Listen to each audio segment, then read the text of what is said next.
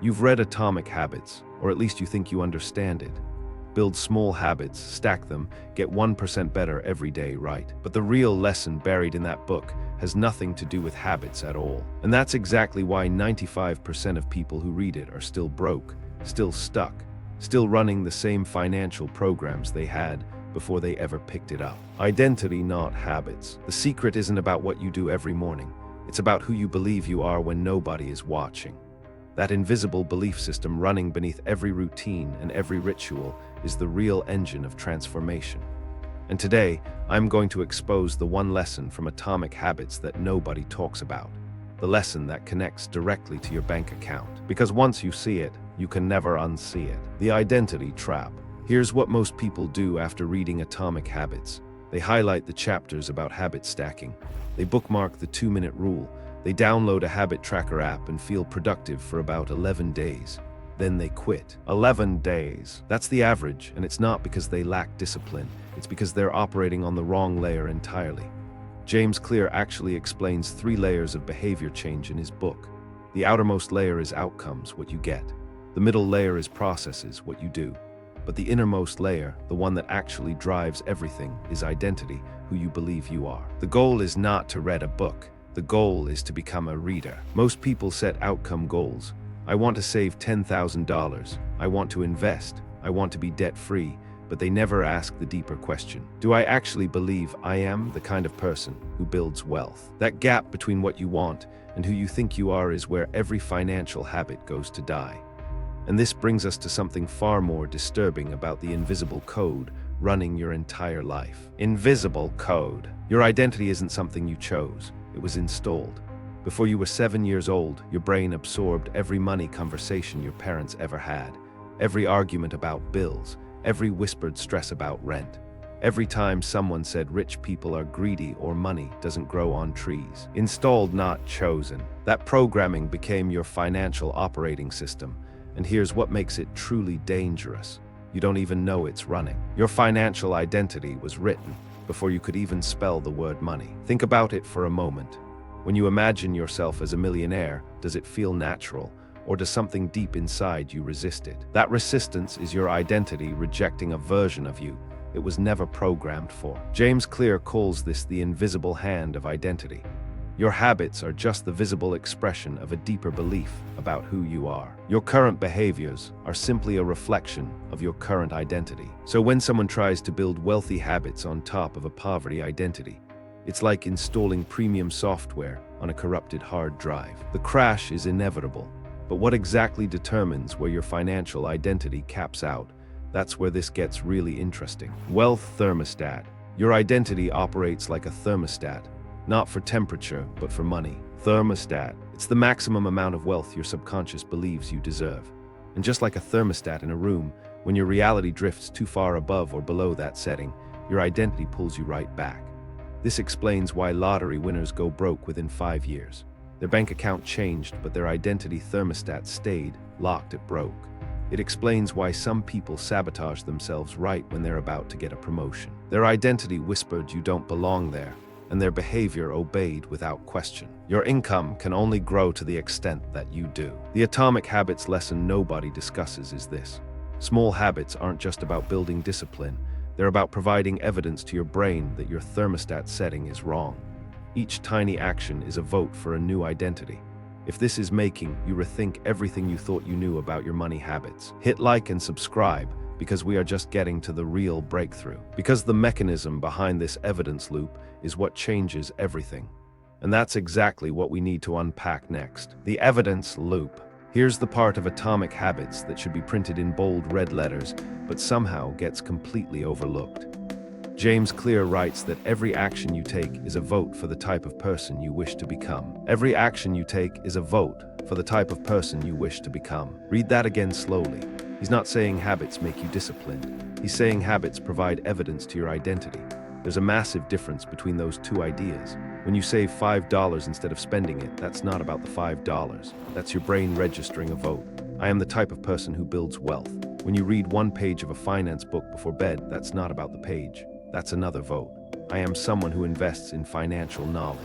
Votes build identity. The compound effect everyone celebrates isn't really about the habits compounding. It's about the evidence compounding. Enough votes and your identity begins to shift at the deepest root level. When identity shifts, habits stop requiring willpower. They become automatic because now they align with who you believe you are. But here's the catch nobody warns you about. Your old identity doesn't go down without a fight. Belief friction. Have you ever started a new money habit and felt physically uncomfortable? Like something inside you was screaming, this isn't who you are. That's not laziness. That's not a lack of motivation. Friction. That's your identity defending itself. Psychologists call it cognitive dissonance.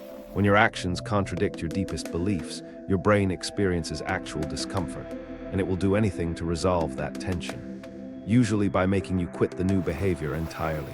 So when you start budgeting but deep down you believe you're bad with money, your brain creates friction. When you try to invest, but your identity says that's for rich people, not for people like me, your brain creates immediate resistance. Your own mind becomes the enemy of your financial growth. This is exactly why willpower alone never works long term. You're fighting your own operating system. The philosopher William James understood this over a century ago. The greatest discovery of my generation is that a human being can alter his life by altering his attitudes of mind. The friction is not a sign you are failing, it is a sign your identity is updating. That discomfort means the old code is being rewritten. And understanding this completely changes how you should approach the famous 1% rule. The 1% lie. Everyone who has read Atomic Habits loves to quote the 1% better every day principle.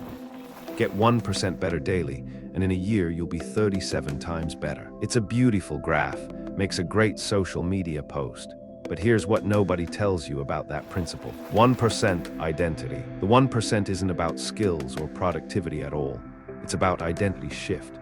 Getting 1% better at budgeting means absolutely nothing if your identity still says I'm terrible with money.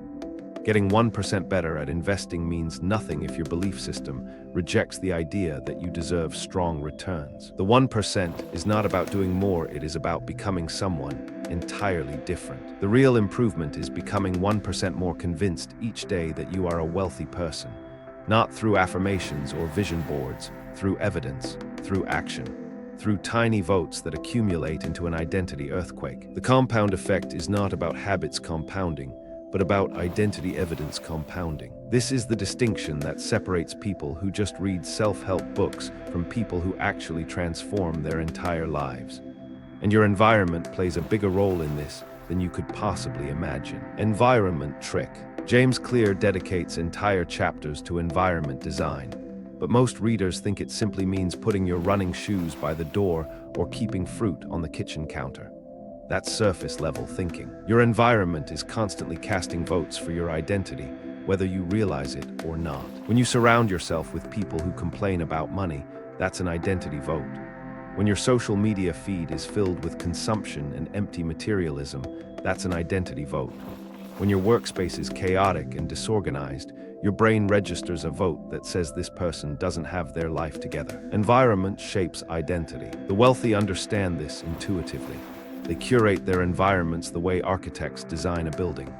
Every detail is intentional because every detail sends a signal to the brain about who they are. Design your environment to make good habits the path of least resistance. But here's the deeper truth that most people completely miss. You're not just making habits easier, you're making identity change inevitable.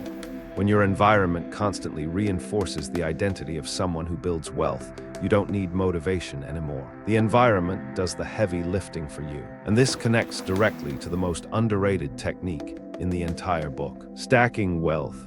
Habit stacking is one of the most popular concepts from Atomic Habits. After I do X, I will do Y. Simple and effective. But almost nobody applies this specifically to their finances, and that is a massive missed opportunity. 1. After I pour my morning coffee, I review my financial goals for 30 seconds. 2. After I check my phone, I open my investment portfolio first. 3. After I get paid, I transfer 10% to savings automatically. These aren't just convenient habits. Each one is an identity vote delivered at the exact moment your brain is most receptive to change. We are what we repeatedly do.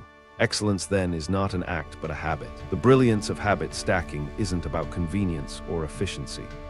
It's that you're hijacking neural pathways that already exist and attaching brand new identity evidence to them. Stacking wealth habits into existing routines makes identity change automatic and invisible. Your brain doesn't resist because it doesn't perceive the new behavior as a threat. It's attached to something familiar and safe. This is how you bypass belief friction.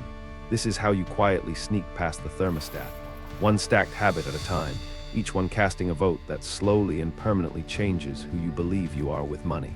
But there's a critical moment in this process that destroys most people. The plateau trap. James Clear talks about what he calls the valley of disappointment. That painful gap between where you expect to see results and where results actually appear. Most people interpret this plateau as a clear sign that their habits aren't working. But the real explanation is far more profound than that. The plateau isn't about habits failing at all. Identity crisis. It's an identity crisis happening beneath the surface. Your old identity and your emerging identity are at war with each other. The old code says you're not a wealthy person. Go back to what's comfortable and familiar. The new evidence says, wait, maybe you actually are. And right at that breaking point, right when the transformation is closest, most people surrender to the familiar. Mastery requires patience. The process of building habits is actually the process of becoming yourself. The plateau feels like nothing is happening. But beneath the surface, your entire identity is restructuring itself. Like a caterpillar dissolving inside a cocoon before becoming something entirely new. The moment you want to quit is the exact moment your identity is about to break through. Those who push through don't just build better habits. They emerge as fundamentally different people. And that brings us to the lesson that ties absolutely everything together. Identity shift. Here it is, the secret lesson from Atomic Habits that nobody talks about. The entire book isn't really about habits at all. Identity. It's about identity engineering. Every single concept, every technique, every framework James Clear presents is designed to accomplish one thing and one thing only. Change who you believe you are at the deepest level of your psychology. The 2-minute rule isn't about making habits small. It's about making identity votes easy to cast. Environment design isn't about convenience. It's about surrounding yourself with constant identity evidence. Habit stacking isn't about building routines. It's about embedding identity reinforcement into your existing neural pathways. Identity is everything, and here's why this matters specifically for your wealth. You do not rise to the level of your goals, you fall to the level of your identity. That one sentence buried in Chapter 2 is the single most important piece of financial advice you will ever receive in your life. You can set million-dollar goals. You can visualize abundance every single morning. You can affirm wealth until your voice gives out. But if your identity thermostat is set to broke, you will always return to broke. The real work was never about building better habits. The real work is identity reconstruction, one vote at a time. So here's the uncomfortable truth nobody wanted to tell you about Atomic Habits. True behavior change is identity change. The book was never about getting 1% better at random tasks. It was about systematically engineering a completely new version of yourself. A version that doesn't need motivation to build wealth because wealth building is simply what that version of you does. Every small habit is a vote. Every environment choice is a vote. Every time you push through the plateau instead of surrendering, that's the most powerful vote of all. Reprogram your identity. Start today, not with another habit tracker, not with a shiny new morning routine. Start by asking yourself one single question. Who do I need to become for the wealth I want to be inevitable? The answer to that question is worth more than every habit hack ever written. If you made it this far, comment identity first to prove you understand what 95% of readers completely missed. Your mind is either programmed for wealth or poverty. Now you know how to reprogram it. If this exposed your financial blind spot, hit like and subscribe. There's more to reprogram.